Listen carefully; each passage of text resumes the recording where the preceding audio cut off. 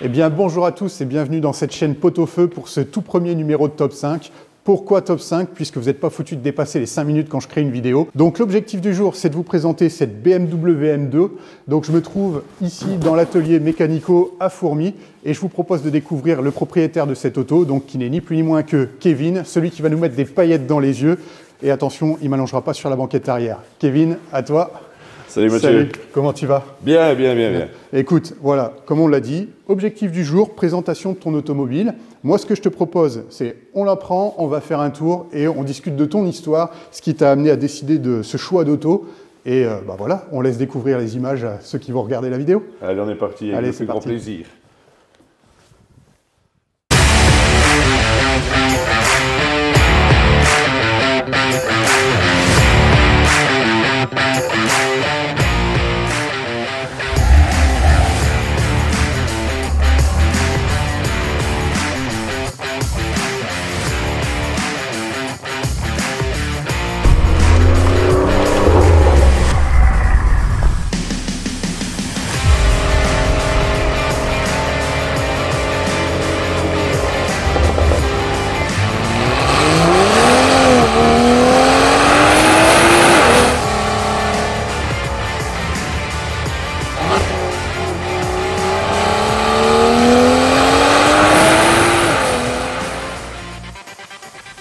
BMW M2, donc oui.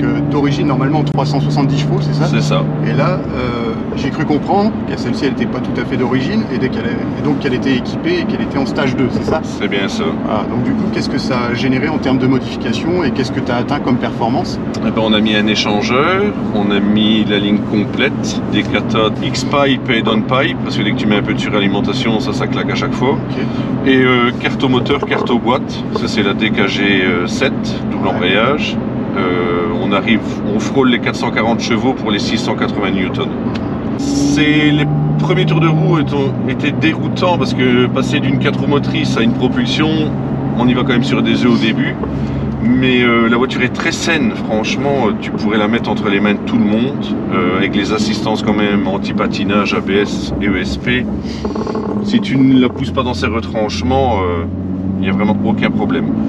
Je pourrais juste me plaindre, c'est du freinage, le freinage qui n'est pas endurant. Ouais, malheureusement, c'est le cas de toutes les voitures. Quand tu les achètes, ils ont beau mettre des bons étriers, des gros disques.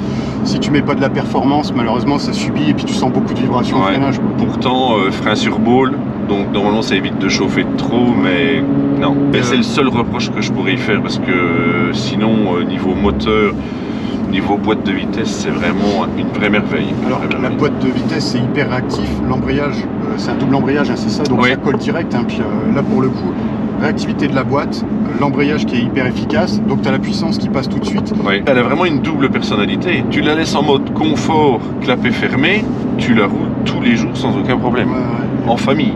Et pour autant, ce père de famille peut se transformer en démon sur la route. Exactement. Tu la mets en mode sport, sport plus.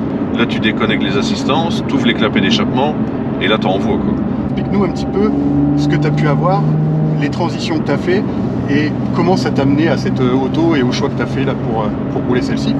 Ma première voiture sportive, la 306 SS, 10 GTI, 2 litres atmosphériques, où j'ai fait une belle prépa aussi, injection 4 papillons, boîte plus courte. Je me souviens qu'elle était réactive puisqu'on a eu l'occasion de se taper la boîte sur circuit et elle marchait fort. Très bonne machine. J'ai switché sur la DS3 Racing à l'époque avec le 1600 turbo, qui a été décrié énormément parce que la chaîne de distribution sautait. Moi sincèrement je l'ai gardé un peu plus d'1 an, j'ai eu aucun souci. Petite voiture compacte, 205 chevaux, c'est une version allemande. Super content aussi, avec des trains roulants et des freins au top. Qu'est-ce que le turbo t'a offert par rapport à ce que tu avais sur ta 306 qui était quand même réactive avec la boîte courte? Un confort de conduite, elle était moins brutale la DS3. La 306 c'était brut de décoffrage. La DS3, je m'étais un peu embourgeoisé, comme je dis. J'étais un peu embourgeoisé. Et donc, phase de transition suivante, donc tu passes de la DS3 à une auto un peu atypique, qu'on voit pas tous les jours sur les routes, une japonaise et la Mitsubishi Evo 8, c'est ça? Ah donc, oui, là j'ai pris un gap énorme. Ah oui, parce que là, je suis parti, c'est parti en sucette, là. Ah ouais, là, c'est parti. parti en sucette totale. Ça a été ligne d'échappement, préparation moteur, turbo d'Evo 9, suspension, réflexion des freins complets, durée d'aviation. Ouais, c'est complet. Shorté 390 chevaux et quasi 500 Nm. Ouais, et malgré tout, j'étais pas aussi efficace que des petites 106 ou des Saxo à classe 3 grand intérêt. D'accord. Mais par contre, j'allais au NURB, voilà, j'étais efficace. Tu passes de l'Evo à celle-ci, et bah voilà, là, qu'est-ce qui change entre l'Evo et celle-là? Parce que tu disais tout à l'heure que tu étais agréablement surpris par l'efficacité. L'Evo, c'est quand même un 4 roues motrices où ça colle au sol. Et là, tu as une propulsion qui est un peu plus joueuse normalement. Oui, c'est ce que je voulais.